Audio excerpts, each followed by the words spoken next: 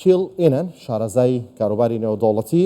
لە واشنگتنەوە لەگەڵماندا بەڕاست ئینە سڵاوتان لێبێت تۆم کاتتان باش ئەو هەموو فڕۆکە و کەشتی و سەربازەی ئەمریکا چیەکە لە ڕۆژهەڵاتی ناوەڕاست؟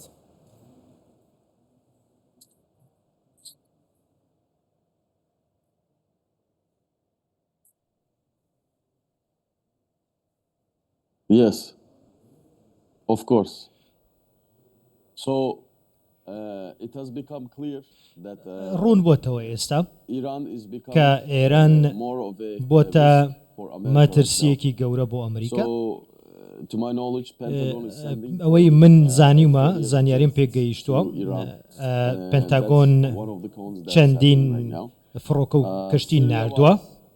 ئەمە لە لایەکەوە لە ئەگە باسی سووریا بکەین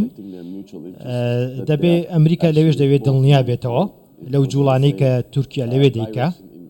و مەبەستی چییە بە چه ئاراستەیەکە چێتە پێشەوە ئەتوانم بڵێم کە تورکیا دەیەوێ بنکەی سەربازی بنکەی ئاسمانی تدمور و ئەوەی کە پێڵێن T4 کۆنتترۆلیان بکات بۆیە ئەبینین کە ئێستا من و تۆ قسەیەکەین ئیسرائیل وەڵامی ئەم هێڕشانەی داوەتەوە ئەمە بەبێ ئەگەداری ئەمریکانیە گۆڕانکاریەک لە ڕێیە لە ناوچەکە ئێران بۆ سووریا و تورکیا لەلایەکەوە هیوادارم کە پەیامەکەم ڕوون بێ ینی مەبەستان ڕوودانی گۆڕانکاریە لە وڵاتانەی کەوتت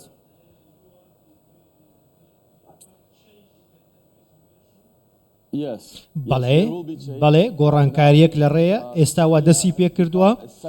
سووریا ئەبێتە دووەم لایەنی گرنگ بەلای ئەمریکاەوە ئێران یەکەمە گۆڕانکاریەکە لە ئێران یەکەم گۆڕانکاریە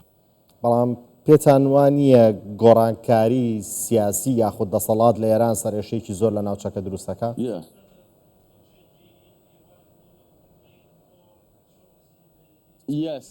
بەڵێ بە دڵنیاییەوە بە ئاسان نییە ناسەقامگیری دروستە بێ لە ناوچەکە ئەوەی کە ئێستا هەیە تا ئێستا باش هاتووە بەڵام ئێران وەڵامەداتەوە ئێران بێدەنگ نابێ ئیدارەی ترامپیش ئەم ڕاستی ئەزانێ ئێران تووڕەترە بێ تونترە بێ بە بەراورد بە سەردەمی ئیدارەی بایدن بەڵام پێم وە بێ بەڕێز شیبانی کە قسەی لەگەڵ شاندی یەکێتی ئەوروپا کردووە و سەرکردەکانی یەکێتی ئەوروپا بڕیاریان داوە 6 ملیارد دلار بدەنە سووریا بۆ ئاوەدانکردنەوە بۆیە نایانەوێ ئەمە شتێک بچێ ئاگادار بن بەڵام ئەمە ناکاتەوەی کە ئەمریکا لە ئامانجەکانی دوور بخاتەوە ئەمریکا دەیەوێت لەسەر خۆ دوای شەڕێک ئەنجەست ئاسایش بۆ ڕۆژڵاتی ناوەڕاست بگەڕێنێتەوە بەڵام ئێستا باس لە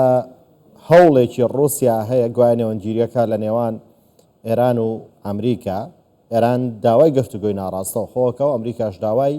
گفتوگۆی ڕاستەوە خۆکە پێتان وایە ئەم گفتوگانە ناگەنە هیچ شتێک؟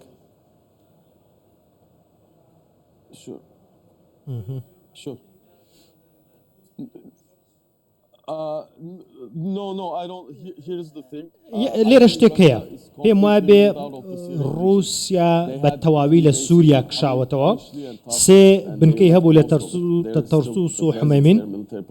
ئێستا لە ڕووی سەربازیەوە هیچی لەوێ نەماوە ئێستا زیاتر چاوی لەسەر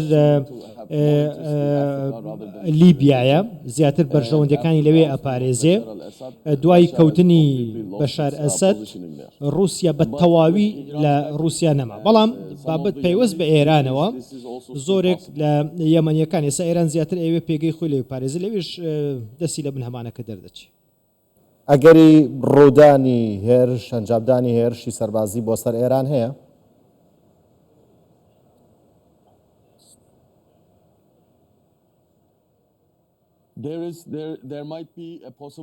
لەوانەیە ئەگەر هەیە ئەوەستێتە سەر کردەوەکانی ئێران چ جوڵەیەکەکە ئەوێ چی بکە لەوانەیە ئەگەر ئێران جوڵەیەکی هەڵە بکە ئەمریکا بەدڵنیاییەوە بەرژەوەندەکانی خۆی دەپارێزێ لە بەرامبەر هەر هەڵەیە کە ئێران دەیکا ئەوە قسەی منە پێتانوانیە دۆخی ناوچەکە پێویستی بە گفتوگۆی نێوان تاران و واشنگتۆنە؟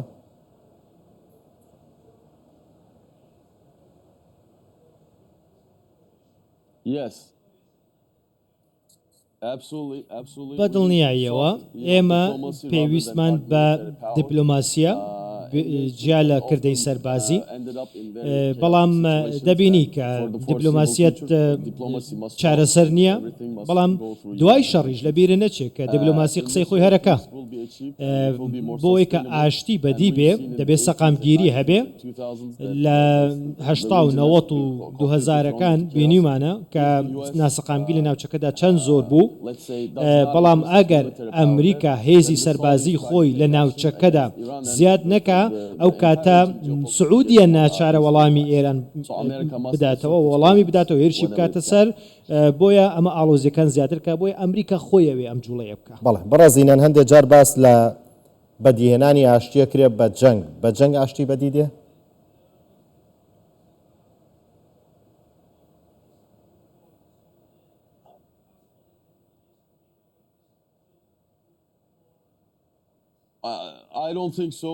من پێم وانە چونکە بەدیهێنانی ئاشتی لە ڕێگەی شەڕەوە کێشەی دیکەی بەدواتدا دێت بینیمانە لە سەدەی ڕابردوو ئەمە سەلمێنراوە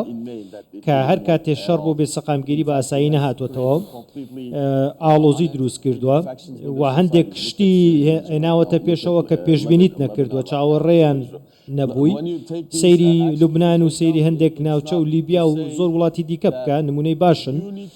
بۆیە تۆ پێویستە ئامادەبی بۆ جەنگ لە هەمان کاتا بۆ ئاشتیش ئامادەبی بەڵام ئەمە ئەوە ناگەێنێ هەموو کات چاوت لەسەر ئاشتی بێت و ئامادە نەبی کردەی سەربازی بەکاربهێنی ئەمە بۆ ڕۆژەڵاتی ناوەڕاست زۆر ڕاستە. بەڕێز کێڵێنان شارازای کاروباری نێودوڵەتی لە واشنگتۆن لەگەڵماندا بووی زۆر سپاس بۆ کاتێ بێمەتاندا.